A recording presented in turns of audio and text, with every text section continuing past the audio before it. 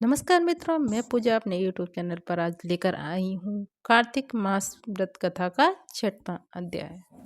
तो आइए जानते हैं। कार्तिक मास व्रत कथा के छठवें अध्याय में विष्णु भगवान ने जहाँ जहाँ अपने चरण रखे वहाँ पर ऋषि वेद यज्ञों के सहित समस्त देवता मेरी रक्षा करते रहे। सप्तमी, अमावस्या, नवमी, त्रयोदशी, तृतीया, दसवीं तिथियों को आंवला तथा तिल से स्नान नहीं करना चाहिए। यहाँ आइए विस्तार से सुनिए। नारद जी बोले, जब 2 घड़ी रात अवशेष रहे तब तिल, कुश, अक्षत, चंदन आदि लेकर शुद्ध होकर जलाशय पर जाए।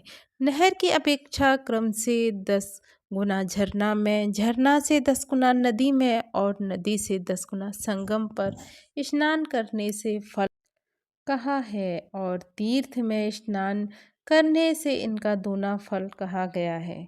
स्नान के पूर्व विष्णु भगवान का ध्यान कर स्नानार्थ संकल्प करें, फिर तीर्थ में उपस्थित देवताओं को क्रमशः अर्घपाद आचमन करें। अर्घ मंत्रार्थ, हे कमलनाथ आपको नमस्कार है, हे जलसाही भगवान आपको नमस्कार है, हे हर्षिकेश आपको प्रणाम है, मेरे दिए हुए अर्घ को आप ग्रहण करें। वैकुंठ, प्रयाग तथा बद्री कांड में जहाँ कहीं भगवान विष्णु गए वहाँ विष्णु भगवान ने 3 प्रकार से अपना पैर रखा था। अतएव जहाँ कहीं विष्णु भगवान ने अपना चरण रखा वहाँ पर ऋषि वेद यज्ञों के सहित समस्त देवता मेरी रक्षा करते रहे। हे जनार्दन, हे दामोदर, हे देवेश, आपको प्रसन्न करने के लिए मैं विविध कार्तिक में प्रातःकाल स्नान करूंगा। हे दामोदर, मैं आपका ध्यान और आपको प्रणाम करके इस जगह जल में स्नान करने के लिए जा रहा हूँ। आपकी कृपा से मेरे समस्त पाप नष्ट हो जावे।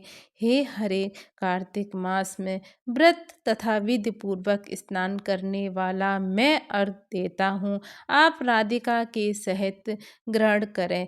हे कृष्ण, हे प्रबल राक्षसों का नाश करने वाले भगवान, हे पापनाशक, इस कार्तिक मास में नित्य नैमित्य कर्मों के द्वारा दिए हुए मेरे इस अर्घ को आप स्वीकार करें। कार्तिक स्नान का व्रत करने वाला भागीरथी गंगा, विष्णु, शंकर तथा सूर्य का ध्यान करके जल में प्रवेश करें और नाभि पर्यंत जल में खड़ा होकर विधि पूर्वक स्नान करें। गृहस्थ तेल और आंवले का चूर्ण लगाकर विधवा स्त्री तुलसी के मूल की मृतिका लगाकर स्नान करें। सप्तमी, अमावस्या, नवमी, त्रयोदशी, द्वितीया, दसवीं तिथियों को आंवला तथा तिल से स्नान न करना चाहिए।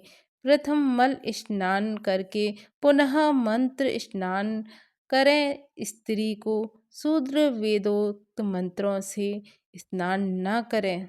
उन्हें पौराणिक स्नान करना चाहिए। स्नानार्थ मंत्र, जिन मंत्रों भावन भगवान ने देवताओं के कार्य के लिए 3 प्रकार का रूप धारण किया था। हे पापनाशक विष्णु भगवान, आपकी कृपा है, मुझे पवित्र बनावें।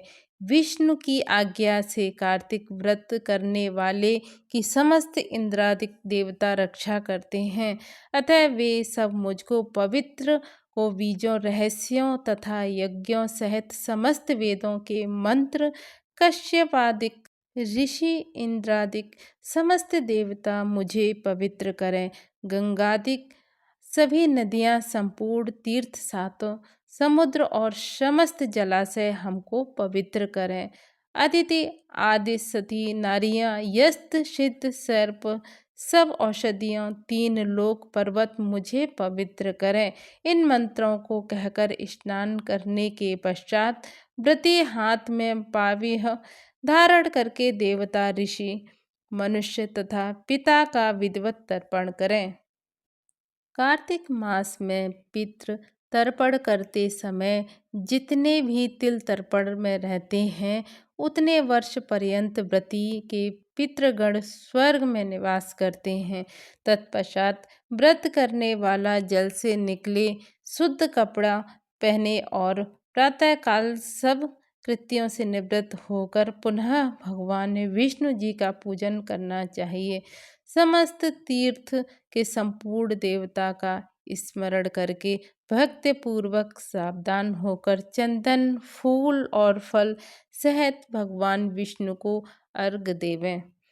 अर्घ मंत्र का अर्थ नियम से पवित्र कार्तिक मास में मैंने स्नान किया है। हे विष्णु भगवान, राधा के साथ आप मेरे दिए अर्घ को ग्रहण करें। तब चंदन फूल और तांबूल आदिकों से वेद के पारंगत ब्राह्मणों का श्रद्धापूर्वक पूजन करें और बारंबार साष्टांग प्रणाम करें। ब्राह्मणों के दाहिने पैर में तीर्थ रहते हैं, मुख में वेद और समस्त अंगों में देवतागण निवास करते हैं। ब्राह्मणों की पूजा करने से उन सभी की पूजा हो जाती है। इस भूतल में विष्णु भगवान गुप्त रूप से ब्राह्मण के स्वरूप में निवास करते हैं। अपने कल्याण की कामना रखने वाले लोग इनका अपमान न करें और न इनके साथ निरीक फिर एकांत चित्त से विष्णु भगवान की या तुलसी का पूजन करके उनकी परिक्रमा और उन्हें प्रणाम करें। हे देवी तुलसी, देवता ने ही प्राचीन काल से तुम निर्माण किया और ऋषियों ने तुम्हारा पूजन किया है। विष्णु की प्यारी तुलसी, आपको प्रणाम है। आप मेरे सब पापों का नाश करें। इसके पश्चात चित्त से विष्णु भगवान की पुराणों की कथा को सुनना चाहिए और भक्ति पूर्वक वेद ब्राह्मणों का पूजन करना चाहिए। इस प्रकार भक्ति पूर्वक जो लोग विधान से कृत करता है उसे विष्णु लोक प्राप्त होता है। समस्त रोगों तथा पापों का नष्ट करने वाले, मनुष्य को श्रेष्ठ बुद्धि देने वाले, पुत्र धनारी का साधन, मुक्तिदायक कार्तिक के व्रत के अतिरिक्त कोई उत्तम व्रत इस संसार में नहीं है। तो छठवां अध्याय समाप्त होता है। आप मेरी वीडियो को लाइक कर दें, चैनल को सब्सक्राइब कर दें। हर हर महादेव, हर हर महादेव, हर हर महादेव।